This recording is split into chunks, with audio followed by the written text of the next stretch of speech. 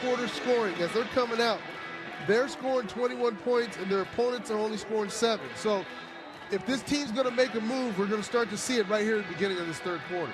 Utah State will get the football first. Chase Lansford, who doubles as their punter, will kick it away from the 35.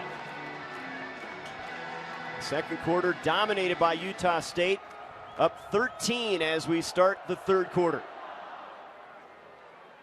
Jacobs, he won't be returning this one. They'll bring the touchback out to the 25-yard line. It was interesting seeing Keaton through the air because there's so much talk about the spread offense and the way they run it. But he can pick you apart in the passing game. Well, and that's why he's gotten better this year. Offensive coordinator Matt Wells and the quarterback coach said that, he worked really hard this offseason on his feet and his arm motion. And you're seeing right now he's making better reads. He's zipping that ball out of there much quicker. So everything they're asking of Chucky to do, he is getting done right now. And I think that is huge because this offense and this team is becoming very, very explosive. From the 25-yard line, the spread set, 3 receivers left for Keaton, and Williams, the handoff, fumbles the football, and the Rebels might have it. They say they've got it at the 22. A lot of red jerseys hopping around there, and they do have the football. So an early turnover to start this third quarter. Mark Garrick, the junior defensive tackle, with the recovery for UNLV. Big play here early. See, Kurt Williams gets the ball, but he never really gets it. Chucky's doing the whole option. You got to let him get the ball. And because the defender got there, like you said, Mark Garrick, before he can complete that, that's how that turnover happened. Not a good start for Utah State right now. The Rebels have it. Excellent field position at the 22. We're joined by Mountain West Commissioner Craig Thompson, sitting in here watching with us. And thanks for coming by, Craig. This UNLV team with a golden opportunity to open up this third quarter on a play fake. The pass by Sherry deflected and then caught out of the air at the 6-yard line. Hauled in by Tyler Bergston, the redshirt freshman tight end, and they have a 1st and goal. Craig, they've had a lot of bounces go against them the first 4 weeks, and they get a couple here to start up this third quarter. This is a good way for the Rebels to get things going here. I was thinking the exact same thing, Trey, because I was at the Minnesota game, the triple overtime, and 100 plays they'd like to have back or replays, and this was one that went in their favor. A great play by Bergston, the freshman from Phoenix, and now it's 1st and goal from the 6. They'll go a couple tight ends to the right this time. Handoff Cornett straight ahead. He's hit right at the line. Craig, I know you're excited. Utah State, San Jose State coming into your league. It's been a constant evolution for all conferences, but this is a proven program now with Gary Anderson at the head. Well, in both ways. You're right. Gary Anderson, a great season coming off a bowl game. San Jose State wins again today at Navy. Good timing on both parts, them coming into the league and the league having 2 new members next year. A lot of seasoned coaches. Gary Anderson, of course, knows the conference well from his time at Utah. 2nd and goal now. Outside the 5 with Cornett in the backfield.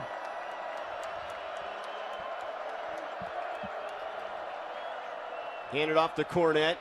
Trying to run behind, blocking, nothing there. White jerseys everywhere at the point of attack. Fili Oimatu on this tackle that time. This UNLV team with Bobby Howe, great tradition in Montana. He built that. I know he's trying to establish some things here. They love his physical brand there in Vegas. Well, if he had played perhaps Sherry last year, they could have won 2 or 3 games last year, but he decided to redshirt him. He hadn't played for 18 months except these last 4 weeks, and I think he's going to be a fine quarterback for the Rebels. What do you envision when you look at what you're trying to do now with the different teams coming in, the teams that are added with Nevada and Hawaii? Are you trying to create yourself a super conference there? Sherry in trouble, and he has to get rid of the football. And 4th down coming up. No, we're really not. In essence, we're repopulating a little bit. But, look, Utah State's very interesting. 1902, 1904, 1912. Those are the 3 years the series started with Colorado State, Wyoming, and Nevada. So we're kind of going back full circle. And I think that we're going to have a regional league, a rivalry league, a lot of history against each other, familiarity. And that's a positive. You don't see that with everybody else. We're kind of going in the reverse trend of going back to people that we're used to playing trained and familiar with. And they have that familiar tradition against Colorado State and Wyoming, right, in the past? Yeah, they've been playing almost 100 years, and so I think everybody in this league has played at least 20 games against each other, and some as many as 50. And so it's going to be good. I think it's a throwback. It's very reminiscent of 1999 when we started the Mountain West.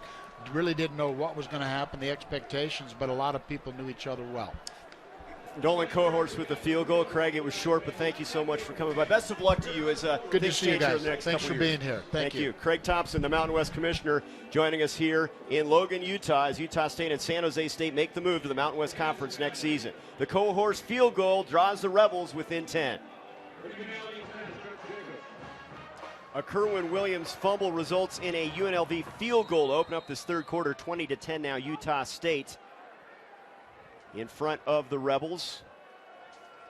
Chase Lansford to kick it away. Bobby Houck getting a gift.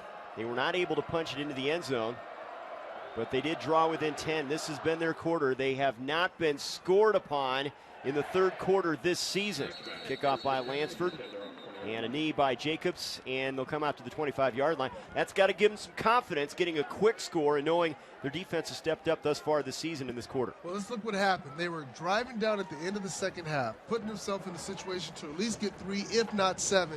The penalty by their young freshman, Ron Scoggins, left guard, pushed them back. They ended up with no points because of the turnover. So what do? They come out in the third quarter where they're dominant, where you're seeing Coach Hoke is able to make adjustment and changes. They go down, they create a turnover on the first series, get 3 points. We'll see if they're able to continue that momentum.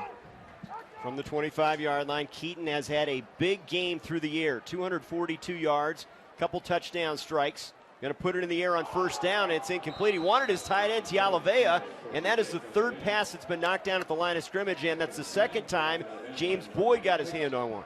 James Boyd is a very athletic player, and when you watch what he's doing, when he's not able to get to the quarterback, look, he stops, he's reading him, goes for the high point. Everybody should learn that if you're a defensive lineman, a linebacker, if you can't get to the quarterback, you stop, you watch the eyes, you throw your arms and try to knock the ball down. He knows something because he's a former quarterback, originally signed with USC, turned defensive end, probably knows a few of the tendencies. On second down, handoff Williams, breaks free, Kerwin Williams, open field. 40. And he's knocked down at the 38-yard line. Tackle made by Pennyvea. Look at the run. I mentioned it before. You give Kerwin Williams 18 inches of daylight. He's going to take it. You can see right here, good blocking up front, ball off, and then Kerwin Williams does the rest. Good block downfield by Matt Austin right there. It's game-saving tackle by Pennyvea right there. Otherwise, that was 6. 38-yard pickup. He has 85 now on the ground, 73 receiving. Keaton setting up the screen. Williams cannot hang on to it that time. And it's second down and 10. Kenny Brown on the coverage. These defenses are very fast, very quick. One way you try to negate that speed is screens and draws. But you can see that defense had snuffed that out. They were making a play on it. Aggies trying to get the points back. They had a fumble by Williams that the Rebels cashed in for 3 points to open up this third quarter. But they're on the move now. Williams with the handoff. It's Hill actually on the carry to the near side. And they string him out in a short game, maybe a yard, and that's it. Great pursuit that time, and James Boyd was all over it. Yeah, and Joe Hill right there did a nice little move, squeezing between 2 UNLV defenders there, trying to just get himself back to the line of scrimmage. Hill has been a real surprise. A good change of pace guy after Williams. Good open field runner, sophomore from Fullerton, California. 3rd and 9. This time they're going to split out Hill. They'll go 3 receivers to the right. This is where Keaton can be tough in a scramble situation. They protect him. He rolls right, throws on the run, and it is almost intercepted, and it is picked off. Hodge kept his feet in bounds. What a play at the 5-yard line. What a play indeed. Sidney Hodge. Chuck, you would love to have that ball back. It's a throw he should have never made. But watch Hodge, knowing where he is, puts his 2 big toes right on the sideline, catches that ball, and keeps those big toes in. That's exactly what you want to do as a DB to create a turnover. And that's a big turnover because they were moving down the field, the momentum was going there. To get that kind of turnover is a big plus for your offense. They're going to review this one. Did he get 1 foot down? It appeared he did from the angle we had. The junior from Las Vegas, who is an All-Mountain West Conference candidate, 3-year starter. Here's a look on Hodges' play. Look at him, the concentration. Puts his feet down first, catches the ball. Right there, it looks like they're down to me. Now, you got to remember, in order to overturn it, it has to be indisputable. And from the shot I just saw right there, I don't know if it's indisputable. Right there is a good shot. Call is an interception. You can see right there. Got the ball, feet are down. Great interception by Sidney Hodge right there. Doesn't look like enough to overturn that call on the field. Doesn't to me at all. This guy wears number 36 because he wants to. The team has singled him out. The number 36 jersey, an important jersey at UNLV. They were the 36th state admitted to the union, so he's wearing that number 36, and that appears to just needs one, Jay. Just need one in college, and I think he got both down there. The way he was limping, the concentration, holding those feet down on the ground as he makes catches. Look at it, he holds the ball all the way through. Ball never goes down to the ground. He picks it off. He puts the left arm down, holding the ball tucked away in his right arm. That's it. That's interception in my book. Not that I'm biased or anything towards the DB, but no, you being a former corner, yeah. I mean, you're always leaning towards the defensive guys, right? Yeah, just slightly. Only because the referee, the receivers push off so much.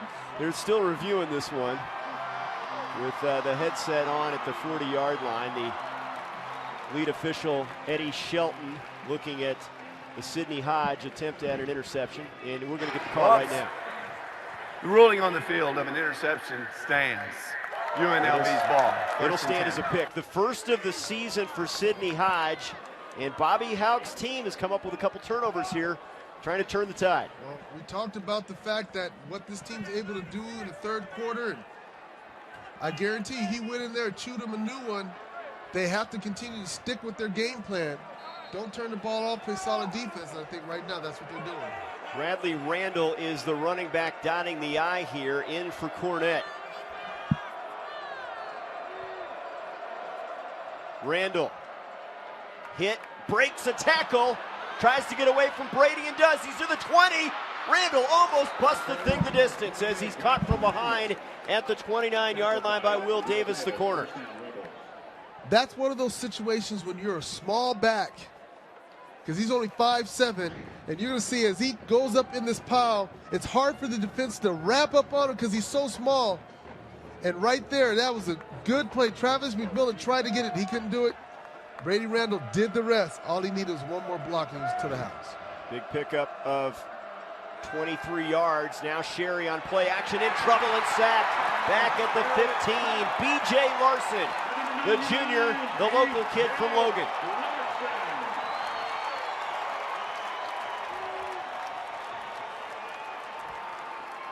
Good play by B.J. Larson. Making a play, putting pressure on the outside. They was trying to do a setup screen. He beats the left tackle, Cameron Jefferson, and gets the big sack, negating that big play. First sack of the season for Larson. The fastest Aggie on that defensive front. Showing blitz on 2nd and long now. Sherry underneath and incomplete. Through the hands of his intended receiver, Caleb Herring, and now they're in some trouble. 3rd and 20 coming up. That's one of those situations that now you have to be smart. You would like to get it all, but you can't. So give yourself a little bit more room. Your punter's been doing really well. See if you can pin Utah State back. See if your defense will come out and force a 3 and out. Yeah, they will take some shots downfield. That's part of their offense. It's Sullivan and Davis, the primary targets this season. But the Aggies know they've got to throw the ball, and now a penalty flag and some motion. False start. Offense, number 77. False start. Remains 3rd down. Right now, the young team is shooting himself in the foot. They're taking the great momentum, what the defense is trying to do, and pushing themselves backwards. 3rd and 25 from the 13.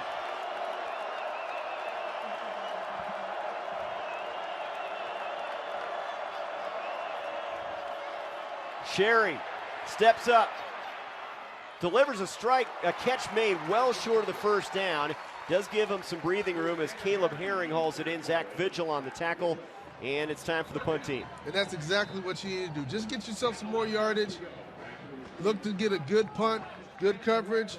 See if your defense can come out again and cause a turnover. So Lansford will have an opportunity, a Ray Guy Award candidate, senior. He has a long of 58. He hit a 66-yarder in junior college at Santa Ana. Would love to nail one of those here in the high altitude in Logan. Webb is back deep, bobbles the snap a little bit, gets a decent kick away. Webb's going to field it at the 33, and he's hammered right at the 33, and the ball did not come free, and it's amazing it didn't. Kenny Brown popped him. That's one of those situations you have to be smarter coming up to catch the ball as a returner. He thinks he has space because he doesn't look and never sees Kenny Brown. And he comes in there. That is clearly a fumble. Luckily, it landed right in front of him where he was getting it. Punt returners are always taught to take that last look before you catch the ball. Kenny a little bit shaken up as he hit him low. Knocked it free for a moment, but Utah State will retain possession. 9:17 to go. 3rd quarter. It's the Aggies by 10.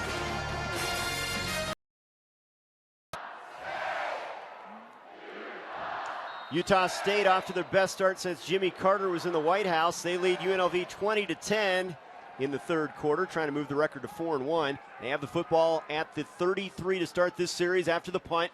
Keaton will hand it off to Williams, and a couple yards, make it 3 up to the 36-yard line.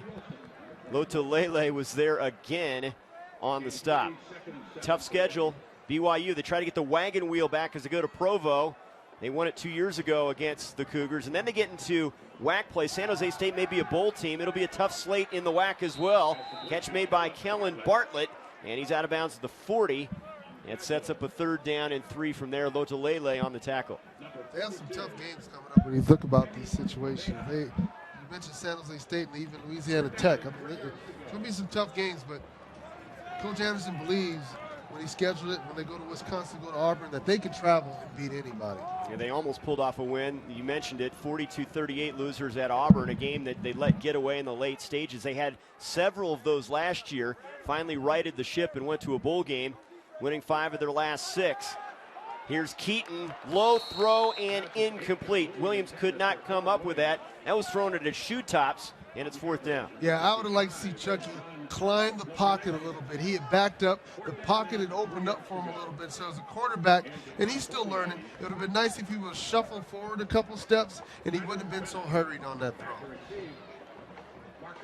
Not a good start to this 3rd quarter for Utah State, and again, that UNLV D responding. They like this quarter. They're fierce. This defense is, in my opinion, played tough the whole game. They've given up a couple big plays, but they played tough. Bennett's punt fielded by Sullivan at the 13, and great pursuit, and he's dropped right there. 5 Aggies down there on the play. Javon Haston, a freshman from El Cajon, California, one of those. And the Rebels get it back now. So look at Marcus Sullivan. You know, you talk about their ability to run it, but they'd love to open up the passing game a little bit and get Sullivan involved. Sherry has a good arm.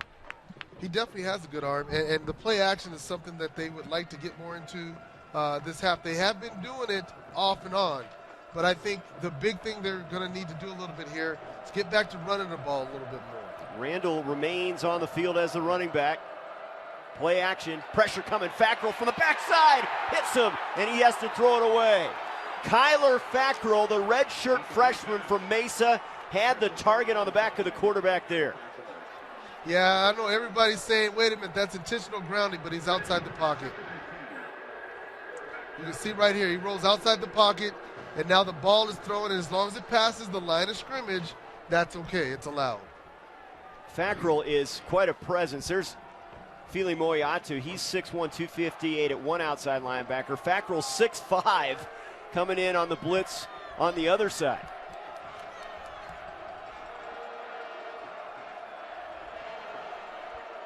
Randall blocking in front, cuts it up across the 25 and a first down. Vigil with the hit, Brady as well over there, but a 10-yard pickup for Randall. And you can see, stick with what got you here, the running game. Be patient with it. You've come this far. You don't want to put Nick Sherry in bad situations just like that when the defense can come and get after him. You can see right here, Brady Randall, nice small back, reads his blockers, finds the seam, gets up into the hole, gets the first down. That's what you want, running downhill. He plays best against good competition, Randall, as he had 96 against Boise State last year.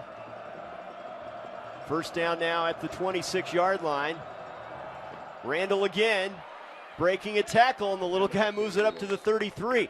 They seem to be a step quicker. He's a step quicker. He is gives him a different rhythm out there. Oh, most definitely. Zach Vigil missed him in the backfield, but that's what happens when you're a big linebacker. You know, he's 6'2", 228, coming in to try to get a 5'7", 195 guy. They're shifty. They're going to move around. It's hard for you to break down that position to get them. But you're seeing right now this 1-2 combination. This is what Coach Anderson talked about. He felt these two backs would be the best backs he's faced all season. Randall had offers from Washington State, Boise State, New Mexico, chose to go to UNLV, gets his number called again, and straight ahead for a first down to up to the 37-yard line. It's the Bradley Randall show on this drive. And right now, they're only down by 10. You want to eat up some clock. You want to drive down. You want to try to wear the defense down.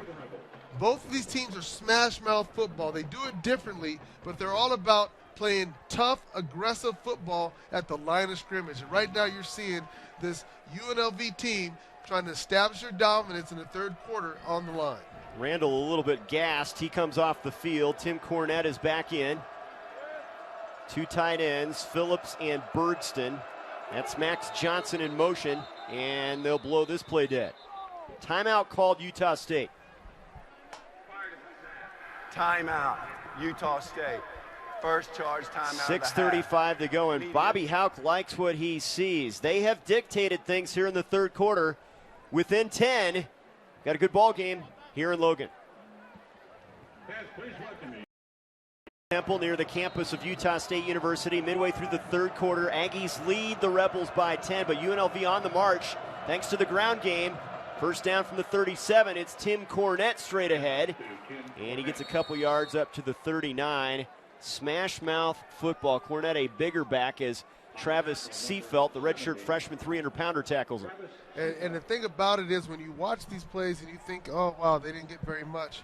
It's about the drip. Think of a water drip. Just drip, drip, drip, and eventually it busts open. And that's exactly how this running game is. They just keep pounding you on the drip, drip, drip, and they're looking for eventually for you to wear down, and they're going to break that big one. They've held Cornette in check for the most part, 13 carries, 29 yards. It's been Randall that has hurt the Aggies defense. 2nd and 7.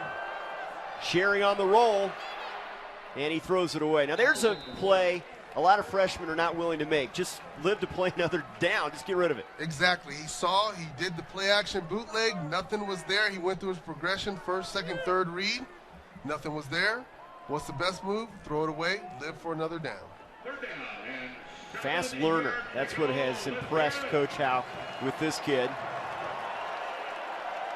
3rd and 7.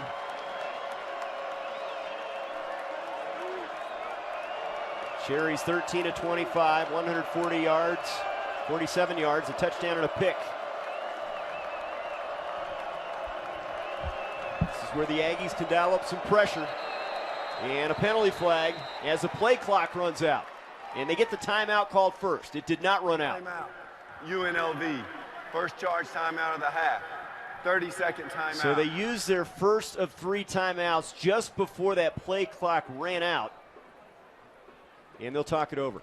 You know, I always put those kind of situations on offensive coordinators because you have to know off your slate of plays that you want to call 3rd and long, 3rd and mid, 3rd and short. You need to get that play in quickly so that your quarterback can get up there. So I don't put that on the young quarterbacks. I always put that on the coaches because they have to get the play in. Here's the offensive coordinator, Brent Myers, a wealth of experience. Coached under Dirk Cutter at Arizona State. First-year guy. On the staff with Gary Anderson at NAU. Let's see what they have dialed up here. 3rd and 7.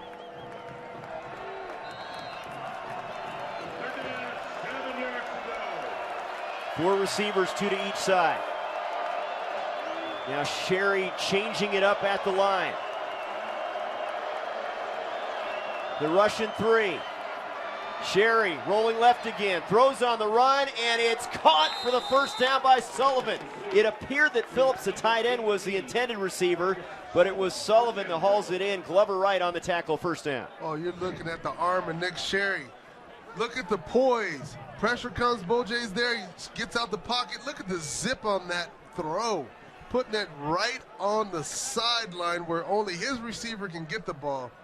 Good catch by Marcus Sullivan, helping the young quarterback out.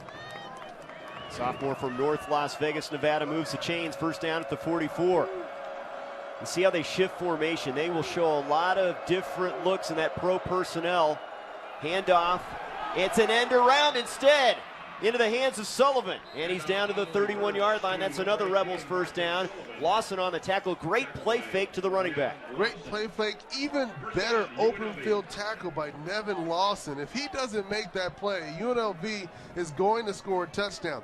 Because they've been running the ball so effectively, and they've showed that reverse 5 times in this game, but they've never handed the ball off. In this situation, they do, and you can see it's wide open. If he is not blocked, if Lawson misses that, he's getting into the end zone. That's the first carry by Sullivan all season. They break it out at the right time. Here's Randall straight ahead. And Randall knifes down to the 25. There's 6 yards.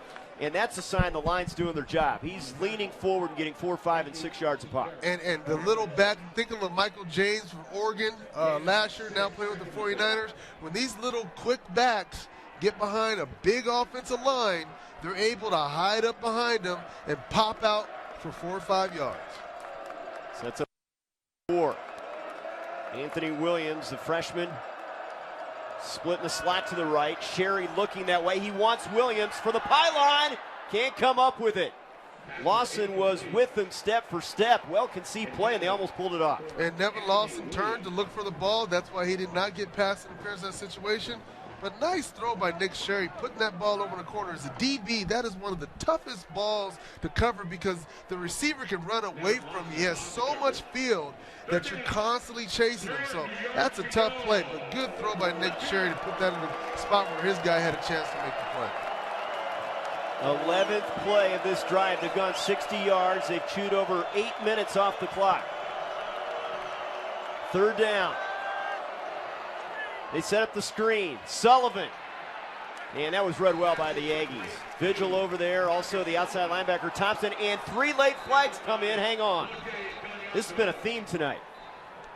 Guys are playing well beyond the whistle. Not smart. They have to think about what they're doing in the position that they're in. Nevin Lawson maybe, the guilty party.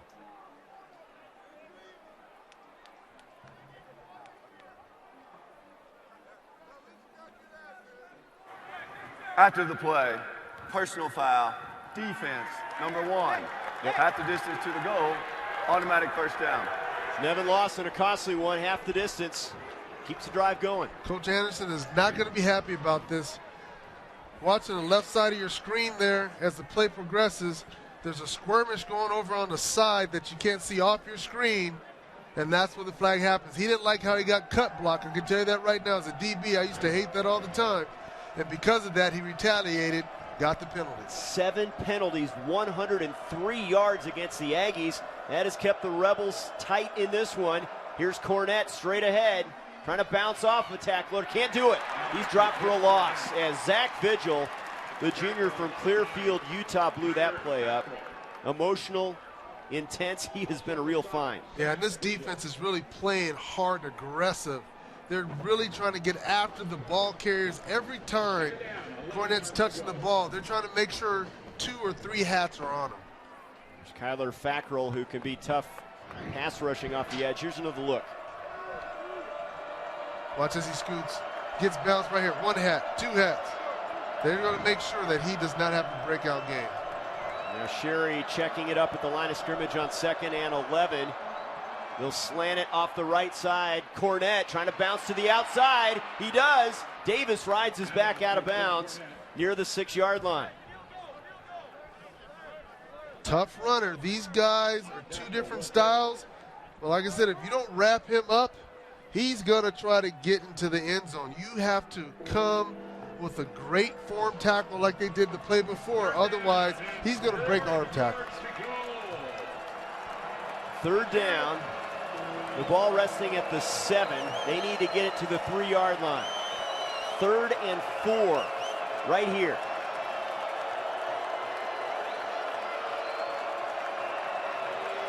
Randall back in at running back on 3rd and 4. Handoff, straight ahead.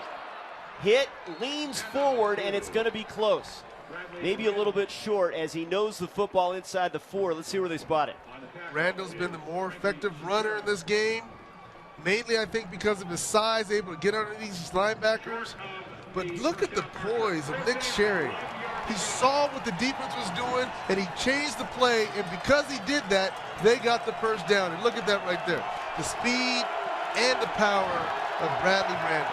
4th and a yard at the 4, and they're going to go here. They're set up to go for it. Straight ahead, quarterback keeper, and the ball's free. And the Aggies appear to have it. Hang on.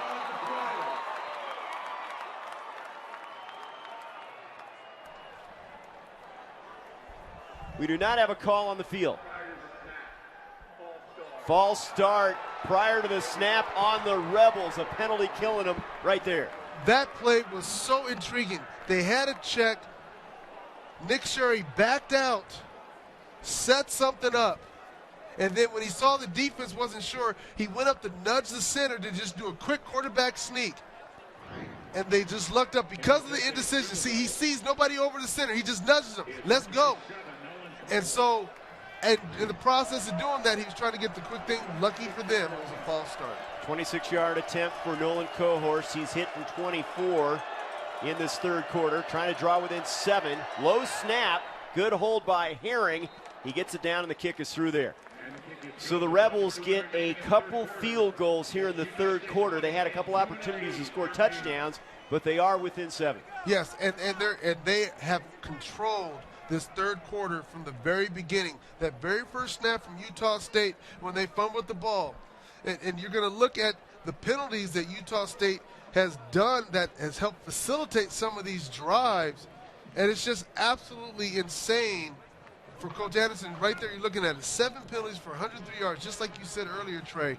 And that's just huge because that helped some of these drives. But clearly, UNLV has dominated this 3rd quarter. Well, and they only have 6 points to show for it. But when you go 15 plays and 76 yards in almost 7 minutes, that can really wear down a defense. They have, we talked about the physical nature. Both these teams want to establish the run. It's like a boxing match right now. It is a boxing match, and I said at the beginning, the team that doesn't stop the run is going to lose this game because as you're seeing, the drip process, the pounding process, as we get into this 4th quarter, the defense that can withstand that is the team's going to win because both these teams are committed to running the ball, and apparently UNLV is a bit more committed than Utah State is. They're winning the rushing battle, 116 yards to 101 thus far. Kickoff by Lansford, and Jacobs will take a knee, and the Aggies will start again at the 25-yard line. Now, if you're Utah State and Chucky Keaton, they're trying to get that momentum back. They have been in a funk here in the 2nd half. They've been in a complete funk. A lot of it, I think, has to do with UNLV's defense, but the turnovers haven't helped them much at all. You add the penalties and the turnovers that Utah State's had to come out here in this 2nd half. I mean, it makes a big difference in how the flow of the game goes. Started with a fumble. And you can see right here, as the turnovers happened, this was the fumble that started the whole thing that led to the 3 points when Chucky Keaton put the ball in there and Kerwin Williams wasn't able to get it. And then the interception right here on the side. Those 2 plays were huge that stopped the momentum of Utah State. And on 1st down, Kerwin Williams with the carry up to the 25-yard line. Not much available on that left side as we near the final minute here in the third quarter. What a game for Williams. The guy we highlighted in the open could be over 100 yards, both receiving and rushing by the time the night wraps up. Keaton hands it off to Williams and finds a seam this time up to the 32-yard line. 3rd and 3 coming up for the Aggies. That's a situation offensive coordinator Matt Wells of Utah State likes to be in because it opens up his playbook. Says they try to get themselves in 3rd and mid and 3rd and short as much as possible. Keep them guessing. Run or pass in that situation. Rebels showing blitz with Fili Moyatu and whistles and a penalty flag in the air. Prior to the snap, false start, offense, number 91. 5-yard penalty, remains 3rd down. That's Tialavea, the tight end. That's 8 penalties now, Jay. Yeah, and they saw right there John Lear-Tulele was starting to come up there, and they got a little nervous. You can't do that. You have to be smarter. Now you went from 3rd and short to 3rd and long. 3rd and 9 now back at the 27. Now your options a little bit more limited. They'll go with a 4-receiver look. And whistles. And that will be the final play of this third quarter as they let the clock wind down. A 1-score game as we head to the fourth quarter in Logan. Gary Anderson in a dogfight now, outscored 6-0 in that third quarter. Sherry got a couple breaks early, and UNLV draws within 7, 1 quarter to go.